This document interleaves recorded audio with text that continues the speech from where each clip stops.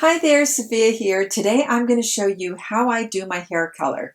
I generally do my root touch-up every month, and then about 3 or 4 times a year I get my highlights done. Today I had my highlights done, and that's what prompted me to do this video, because I had just finished telling Deanna, that's my hairstylist, that I did my color the night before. And while she started getting the foils ready and looking at my hair, she said, "Oh wow, how do you manage not to cover your highlights because you're really able to preserve them well?" And I told her, because I have a method. And frankly, the reason I started doing my own root touch-up is because I noticed that when I would go in to other salons and have them do the roots for me, it always seemed to seep into my highlights, and then I had to get my highlights done like every 2 months, which I don't like to do because I think it really dries out the hair. You know, the bleach has to lighten the color, and that bleach does a number on your hair, especially if you wear your hair long. If you have short hair, it doesn't matter because you're constantly getting it trimmed. But with long hair, you really have to protect those ends so they don't start looking all dried out. So this is what I do. First, when I know I'm going to be doing my hair color, I take my Caudalie Divine Oil and I work it. I put several squirts into the palm of my hand and work it into all the ends. I start from here down, work it generously in there, and keep adding until it's pretty well saturated. I put it on dry hair. You could do it on damp hair, but I don't bother wetting my hair because if I'm going to do my roots, I want to do it on dry hair. So I work it through, I pull it up into a claw clip and let it just kind of work its magic, but I don't let it go near my scalp because my scalp is going to be where I'm going to be applying the color. So then about maybe half an hour later, I start the hair color process, and I'm going to show you the things that you need if you're going to be doing it at home. I love these products. This is the Ion Color Brilliance Permanent Color. The one that I use is 8N, and it's called light blonde, but as you see, it doesn't look light blonde. My root color is really more of a light brown. But don't go by the color that it says on the chart, because I tried the light brown and it came out way too dark. So I went to 8. Level 8 is perfect for me. And what it does is it just lifts the color. It covers the grays. It says it is 100% fade resistant, and it is. This hair color does not dull your hair, and it covers very nicely. The process time is between 30 to 45 minutes, depending on how much gray you have. And to make sure everything is vibrant and a good color, I leave it in for the full 45 minutes. All of these products I purchased at Sally's Beauty Supply, but they are available on Amazon as well. So I'll put the links down below. The other thing that I buy is the 20% volume developer, and it's for sensitive scalp, because when I used to buy the other type, I always ended up having an itchy scalp and it was terrible. So I didn't like that. So I found this one and I was thrilled. And this is the one I've been using ever since. I don't get any irritation or itchiness on my scalp when I use it. As you see, I buy the largest size. You can buy a small one. It's super inexpensive. I just like knowing I always have it on hand. So I buy these 2 items, and I have gloves. I buy a big box of disposable gloves. I get a mixing bowl. Well, this is all reusable, so I just wash this and reuse it, and a long brush. You'll see they have different sizes of brushes. I happen to like the long one. It's a lot easier to work with than the little short one. But if you have, and especially for long hair, if you have short hair and you prefer a short one, that's fine too. But the brush is very important because this hair dye is cream, and that's why I love it so much, because it does not seep into your hair like liquid does. When you use liquid hair color for root touch-up, initially, oh, okay, it goes on fine, and then all of a sudden, as it's processing, it's seeping down into the rest of the color. Now, if you were just going to do a one process and work it through to the ends, that's fine, but not if you have highlights. So I highly recommend buying the cream. And then I also get a measuring cup. Now you can just skip this step and just do it directly into the measuring cup and leave your measuring cup only for hair color. So I do 2 ounces of, oh, and I also have, the other thing you need to have on hand is either a plastic cape, or in my case, I usually just wear an old t-shirt that I've cut the collar out of, and it's easy to slip on and off. It's just perfect. It's nice and cool. I take a day where no one's going to be home, just me. And oh, also you're going to need paper towels and a clip. I don't always use this clip, but if you are more comfortable sectioning out your hair, holding it with a clip while you're doing the first, that's fine. I just have been doing it for so many years. I do it very quickly. It takes me about 15 minutes to do my whole root touch-up, and I have a lot of hair. So I've just gotten used to it, and what I do is I do it in front of a mirror. It's kind of a three-way mirror in my bathroom, and I'm going to show you how I do it. First, of course, as you know, I'll have this oil worked through my hair, right? So I take a wide tooth comb and just comb through it to make sure all the knots are out. Then I mix my hair color.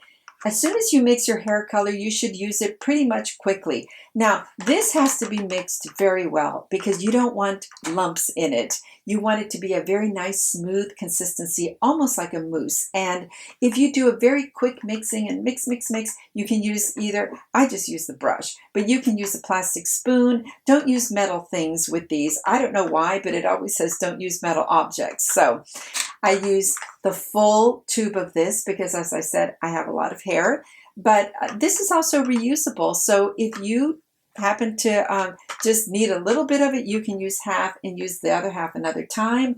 Or if you're mixing colors, that's also good. You just recap it tightly and it's fine. You can use it again. So I take 2 ounces of this, which is 1 full tube, and 2 ounces of the 20% volume to get the color that I like. I pour them. First I pour this in and then I squeeze this over it. You'll see it's like a nice thick cream, almost.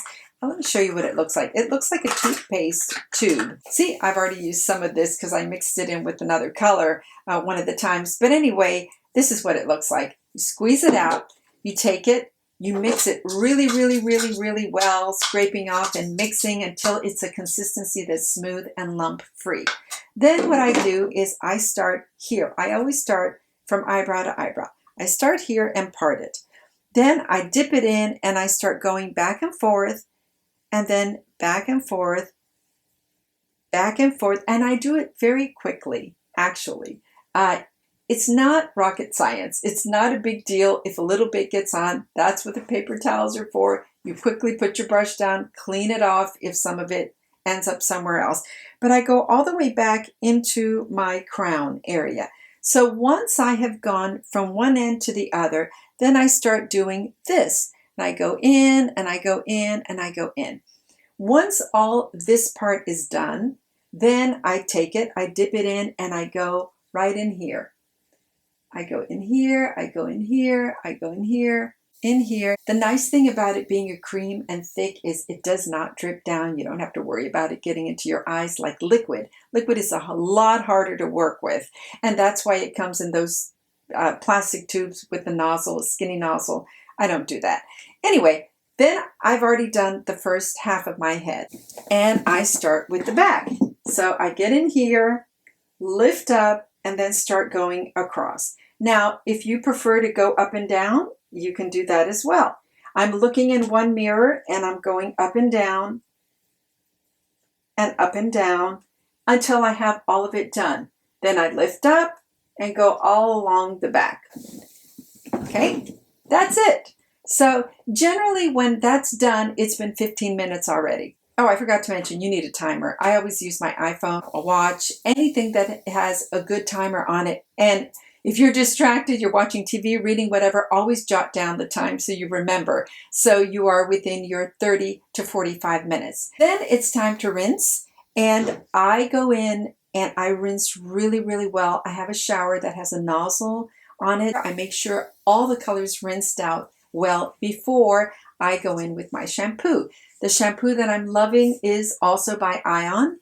It is the sulfate-free shampoo. It's perfect. It works so well. It doesn't suds up a lot, but since I've put this in before and it's oil and it does saturate your hair strands, then I go in for a second shampoo and make sure that all the oil is out. But because I put the oil before, it's really like a hair treatment, so there's no need for any conditioning afterward. So that's how I do my root growth.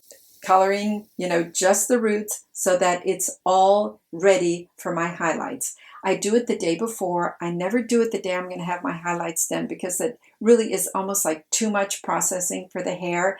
Today, she did my highlights. I was thrilled. She only did half a head. She also matched up exactly the blonde. She's fabulous with color. I'm going to put her link down below. Also, the other tip that I have is if you don't have the Caudalie Divine Oil and you just want to use something you have on hand, you can use olive oil, extra virgin olive oil on your hair, or you can use coconut oil or even jojoba oil. Any of the natural oils that are 100% extra virgin and organic and good for your hair will love you because it's just a nice conditioner. Highlights are very brightening to the face.